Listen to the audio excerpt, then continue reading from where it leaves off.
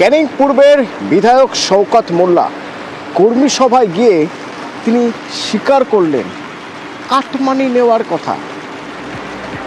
শওকত মোল্লা ক্যানিং পূর্বের বিধায়ক ভাঙড়ের বিজয়গঞ্জ বাজারে একটি কর্মী সভায় বক্তব্য পেশ করছিলেন। সে সময় তিনি স্বীকার করলেন টাকা নেওয়ার কথা এবং পাশাপাশি নাম না করে আরাবুল ইসলাম সেই টাকা একাই ভোগ করতেন বলে তিনি জানান।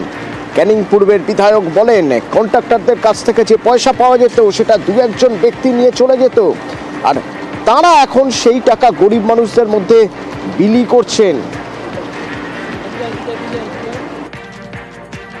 একটা সময় কন্ট্রাক্টরদের কাছে যে পয়সা নিত সেই পয়সা লুট কোনো একজন ব্যক্তি নিয়ে দুজন ব্যক্তি নিয়ে চলে যেত। এখন আর সেটা হয় না। আমরা সেখান থেকে যদি 5 পয়সা কমিশনই হয় কারো কাছ থেকে, সেটা আমরা গরিব মানুষের মধ্যে কিছু না কিছু কিনে দিই। এই যে 5,000 এই যে কম্বল দিচ্ছি, প্রায় কম বেশি 25 থেকে 27 লাখ টাকা দাম। এগুলো কিন্তু এই কমিশন যেটুকু মানে আমাদের নেতারা দিচ্ছে, পকেট থেকে দিচ্ছে, কেউ 10,000, কেউ 20,000, কেউ 30,000, এর বাইরেও টুকটাক যা আছে, যেটুকু হবে সেটুকু মানুষের জন্য করা হবে, তার বাইরে কোনো কাজ করা হবে না। তৃণমূলকে কটাক্ষ বিজেপি।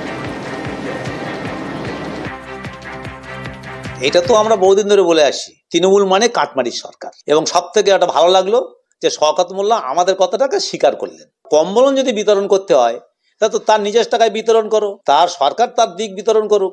কিন্তু এইভাবে তাহলে একটা কন্ট্রাক্টর সে কাজ করবে কি করে? তখনও কাটমানি চলছে, এখনো কাটমানি চলছে।